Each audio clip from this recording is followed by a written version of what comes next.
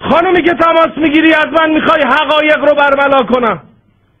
خواهر من، هموطن من، برادر من، عزیز من، بی ناموس، بی شعوری که زنگ میزنه اینجا فحش میدی، هرچی لایق خودت و خانوادت به من میگی. به این ایمیل گوش کن، یه دختر 8 ساله فرستاده. من که اینجا سنگ خودم رو به سینه نمیزنم که. من که دنبال قدرت و ثروت نیستم که. من نمیخوام رئیس جمهور بشم، نمیخوام رئیس مجلس بشم. من فوقش رئیس رادیو تلویزیون ملی ایران رو هم بدن من قانم. یه دختر 8 ساله این ایمیل رو فرستاده. عوضی که زنگ میزنی فحش، کجا بودم؟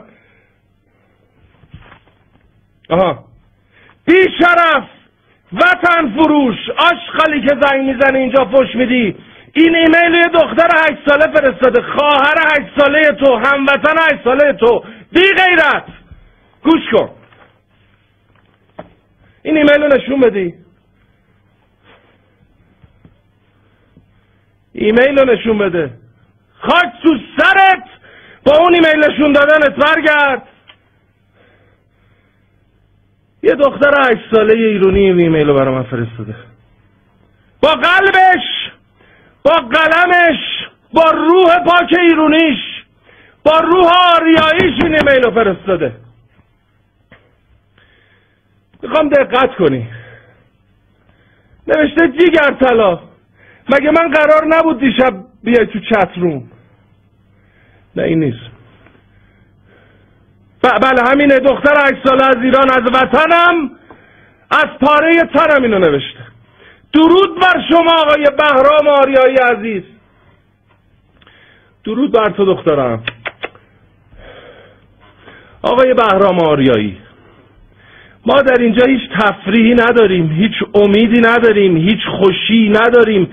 پس دلمان به کی خوش باشد جز به شما و کانال شما.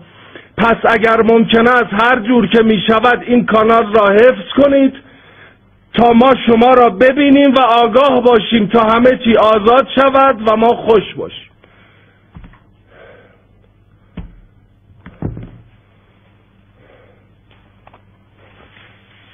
این موهای تن من سیخ. مو به تن آدم سیخ میشه، اشک به چشم آدم میاد.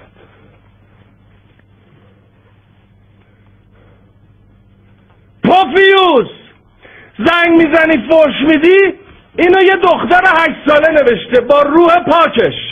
من اصلا کسی نیستم دخترم.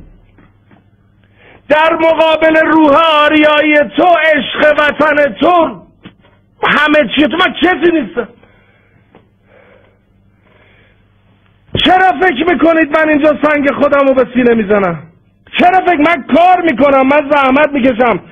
تو با امثال تو دختر 8 ساله با روح آریایی خودت، با فکر آریایی خودت، با جسم آریایی خودت این کانال رو حفظ میکنید با $200,000. با $200,000 این روح پاک آریایی، این کانالی که مال تو حفظ میشه. ولی منم بلدم گدایی کنم، حمال. منم بلدم گدایی کنم مثل این یارو حسنی بده بد پاشم برم ننم و بابام و میمی و کامی و رامی و همه رو بردارم ببرم تو اون حراج کده مال و جان و ناموس و کثافت تو دبی کنسرت بدم، پول جمع کنم. من گدایی نمی کنم. من برای وطنم، به عشق وطنم و به هموطنم میفروشم. این آب ایرانه. عوضی این آب ایرانه. این خاک ایرانه. این خاک شمرون تهرانه. $1000. این خاک پیچ شمرون $400. این خاک تهران پارس $870. من کار میکنم. این پرچم ایران دونه $1. باد ایران هم هست که تازه رسیده، این باد میدون آزادی $1000. این باد دربنده $1000. اینو از اون ور میاریم.